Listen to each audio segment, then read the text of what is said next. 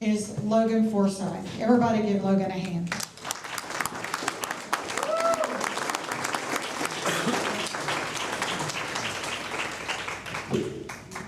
Thank you very much. Good evening. It's an honor to be here. Thank you all for the invitation and the opportunity. Before I get started, I want to ask you all, and I haven't had to do this before, but I'll need a little grace tonight. Last week I got a nice case of food poisoning, and I'm slowly getting back to my normal self. I lost 7 pounds in 3 days, and my wife said, "You have more to lose." So, yeah, we've been together for 20 years, so she is nothing but honest at this point. As Paula said, my name is Logan Forsythe, and I'm one of the candidates running to replace Mitch McConnell. And that's right. And there's a million or a billion reasons why Mitch McConnell has to be replaced. There's just as many reasons, if not more than that, for any of us in this room to step up and to be in this position right now. The best I can do is tell you about who I am and why I'm doing it, and there might be some overlap there. If there's not, I would love to talk to you later, and you guys can tell me, what would motivate you to do what myself and Mr. Thompson up here are trying to do. So right now, I am a workers' rights and a civil rights attorney. Before that, I was a special agent in the United States Secret Service. I started that job under President Obama. I don't know if y'all heard of him. He was a lesser-known president. Now that job, a lot of people don't understand this, that's an apolitical position. Doesn't matter your party affiliation as a special agent, doesn't matter who's in office when you go through the process, you protect the office. And because of that, I served under President Trump in his first term. And I am sorry for that. But that should paint the picture to you all that no one is perfect. And that's my bad. I finished that job or that career working under President Biden. And that career came to an end. We had moved back to Kentucky in 2020. My last day in DC actually was January 4th of 2021. I dodged that bullet there. Yeah, I got very lucky. And what was funny, I was training some new agents who had just gotten out of the academy. And when you go out of the academy, when there's enough people, you start on what we call VPD, Vice Presidential Protection. It's kind of like JV until you get your bearings and then you move up. And we used to have a saying before January 6th of 2021 to put new agents at ease. We would say, "Hey, don't worry, no one tries to kill the vice president." I got a lot of phone calls and text messages after January 6th saying, "What the hell?" So I'm back. I did not mean to lie to them. Well, in Christmas Eve 2022, we had been back to Kentucky for a couple years. My wife and my 2 kids and I, we were driving from our home in Lexington down to Casey County, which is south central Kentucky. That's where my wife is from. We spent Christmas Eve there. Unfortunately, on the way down, there was bad weather. We were going about 40 miles an hour, and a drunk driver was going about 80 and hit us almost head on. So I broke my back in 3 places, my neck in 2, and with the nerve damage, I was unable to continue as a federal agent. But thankfully, I had my law license to fall back on, so once I got out of the bed, I've been helping rural Kentucky workers, both in western Kentucky, where I'm from, and in eastern Kentucky, ever since. Now, way before my time as a special agent, I grew up in Lyon County, which is far western Kentucky, near Paducah, the land between the lakes area. My father left when I was 3. I'm the youngest of 4. My mom was a stay-at-home mom for about 15 years before that. He made really good money, and she never had to go to college because she got pregnant with my oldest sibling when she was 17. When she graduated high school, Amanda was there with her. And when he left, he didn't pay child support, he didn't pay alimony, and he wouldn't be in contact with us. So overnight, my mom had a choice to make. She could roll over and give up, give into her circumstances, or she can do what she did, and that was try her best to take care of her 4 kids. She worked 100 hours a week. She always had 2 full-time jobs, usually a third. And because of the circumstances that were created by leadership from Mitch McConnell and other people like him, it wasn't enough. We were homeless multiple times. I grew up on Medicaid. I grew up on food stamps back when they mailed you actual stamps.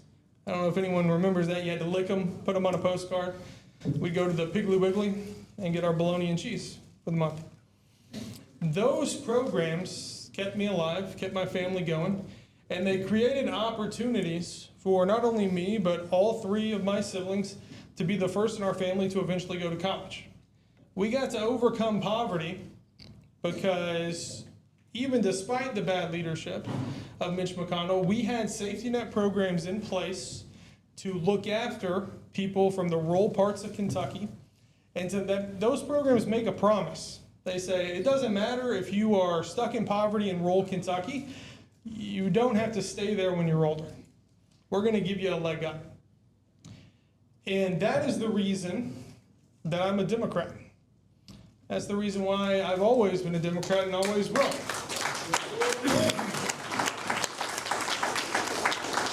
Because regardless of what the other side says time and time again, the Democratic Party is the party of the working people. Look at the policies, look at the votes, look at everything in our current reality that's happening, and that will tell you all you need to know. I live in Lexington right now. My current representative in Congress is running for this Senate seat on the other side. His name is, he says it's Andy Barr, but it's Garland Barr. And I call him Garland every time I can.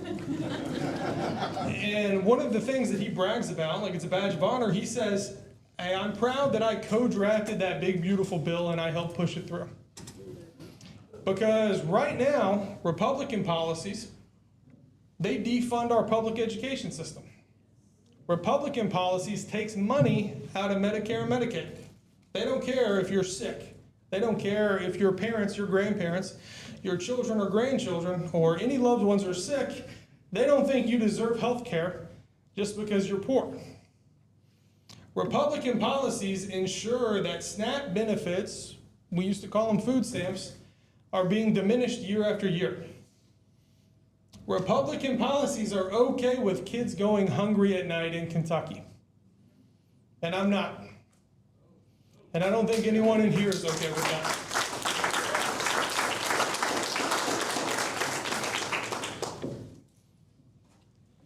My wife is a public school teacher.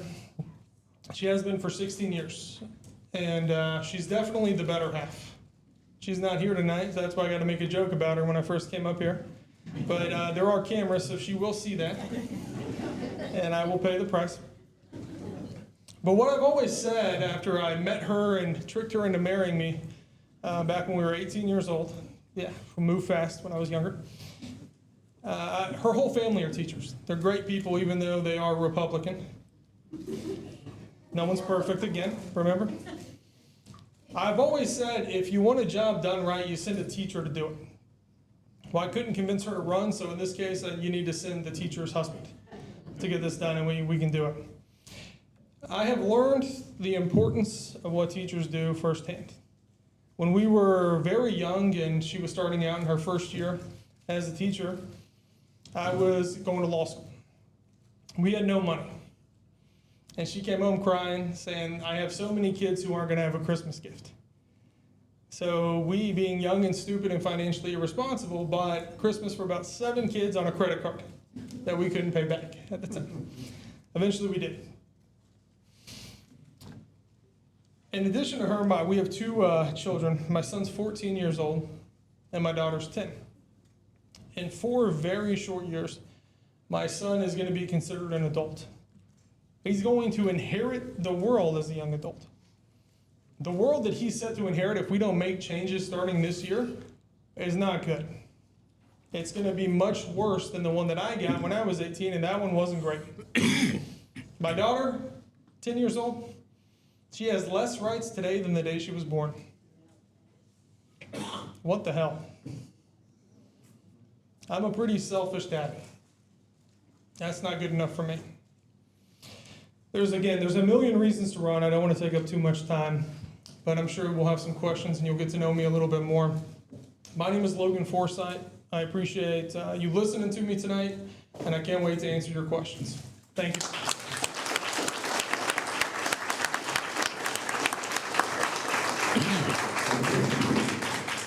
Thank you, Logan.